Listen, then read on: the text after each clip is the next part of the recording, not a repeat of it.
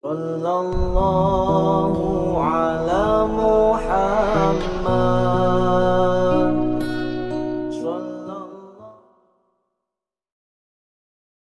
Tasawuf adalah Allah menjauhkanmu atau mematikanmu dari dirimu sendiri dan menghidupkanmu di dalamnya besar. Jadi kita hidup, seorang sufi itu berarti hidupnya adalah menepikan dirinya dan menghidupkan Allahnya. Seandainya kamu bayangkan dalam dirimu itu ada dua tombol, yang satu kalau diklik terus lagunya, nyanyiannya lagu dunia, yang satu kalau diklik yang lagunya lagu ilahi, ketuhanan. Sufi itu yang diklik yang ketuhanan. Jadi hidupnya hidup ala ilahi, tidak ala manusiawi. Apa kayak gitu manusiawi, Pak? Kan tadi disebut tidak ala manusiawi, ala ilahi. Loh Pak, normalnya manusia itu kan ya hidup di dunia dengan gaya dunia, dengan mode dunia. Tidak apa-apa kamu hidup di dunia dengan mode dunia, tapi orientasinya ilahi. Apapun yang kamu lakukan, apapun yang kamu kerjakan, ya memang medianya media duniawi, perangkatnya perangkat duniawi, modalnya duniawi, tapi arah tujuan targetnya harus ilahi. Ngaji ini kan duniawi. Kamu butuh baju, kamu butuh kendaraan, kamu butuh kopi, kamu butuh gelas, kamu butuh laptop, kita butuh LCD. Ini kan duniawi semua. Tapi barang-barang duniawi ini kita ajak untuk mengilahi, untuk merohani. Kalau kopi itu kamu ajak melekan nonton sepak bola misalnya, nah itu kamu ajak duniawi. Tapi kalau kopi kamu jadikan media untuk melekan ngaji, bukan ngaji filsafat lah, nggak mungkin kamu melekan ngaji filsafat. Ya, jadi kalau melekan ngaji Quran misalnya, kamu ajak dia merohani, mengilahi. Kalau motormu kamu ajak jalan-jalan ke mall, ya dia sedang menduniawi. Tapi kalau kamu ajak ke masjid untuk jamaah, dia kamu ajak untuk merohani, mengilahi. Nah, hidupnya seorang sufi itu seluruh aspeknya dibawa untuk hidup di dalamnya. Itulah yang disebut mengilahi.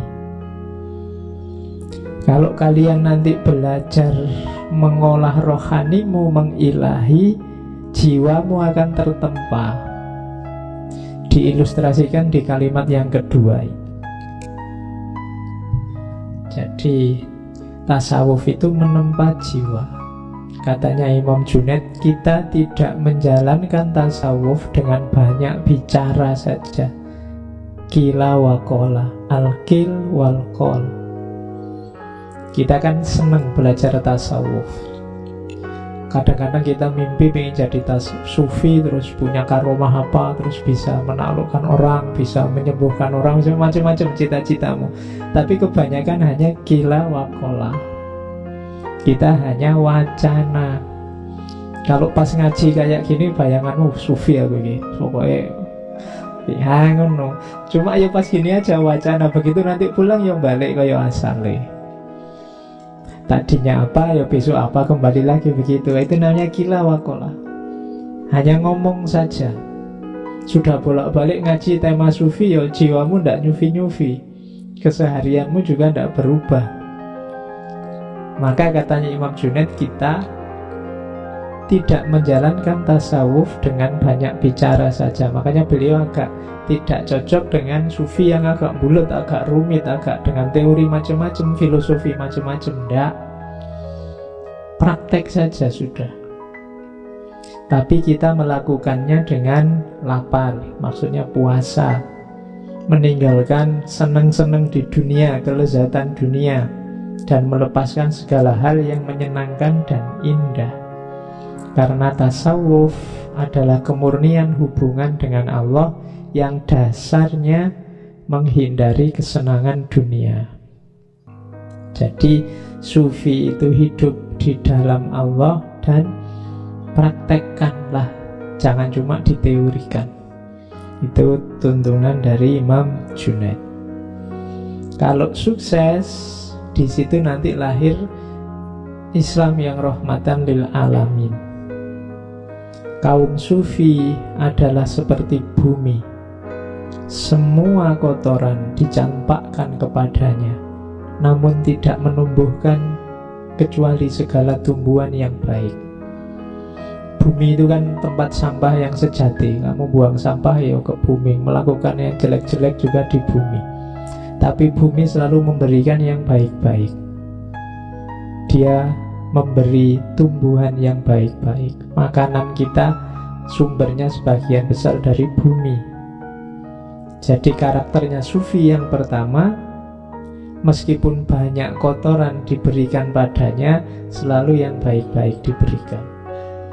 Kalau ada orang mencaci maki kamu dan kamu balesnya juga caci maki, ya berarti kamu normal, bukan sufi.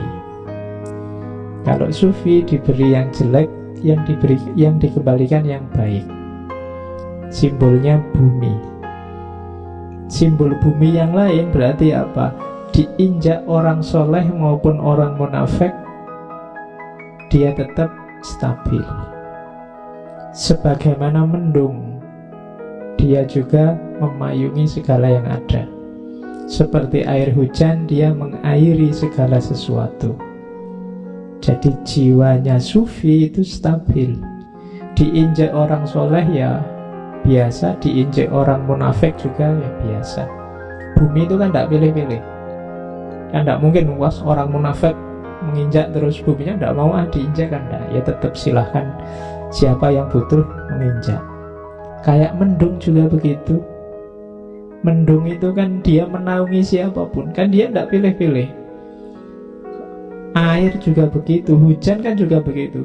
Hujan itu ya semua dikasih air, dikasih hujan. Tidak kok, wah orang kafir itu tidak usah lah, terus pas orangnya ini tidak kena hujan, kan tidak. Semuanya juga kena. Jadi itu yang disebut rahmatan lil alamin. Jadi dia jadi rahmat bagi siapapun, tidak pilih-pilih.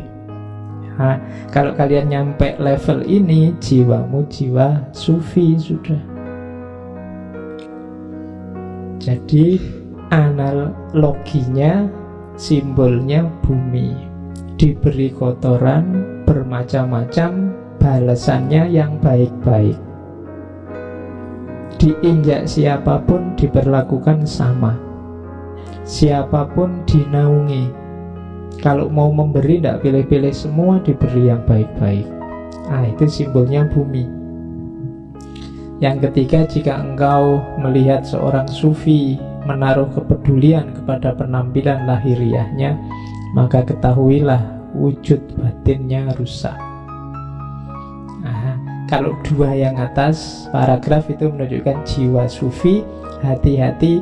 Yang ketiga ini jiwa bukan sufi, orang yang sibuk dengan penampilan lahiriah. Jadi orang yang sibuk dengan hal-hal yang duniawi, yang kelihatan.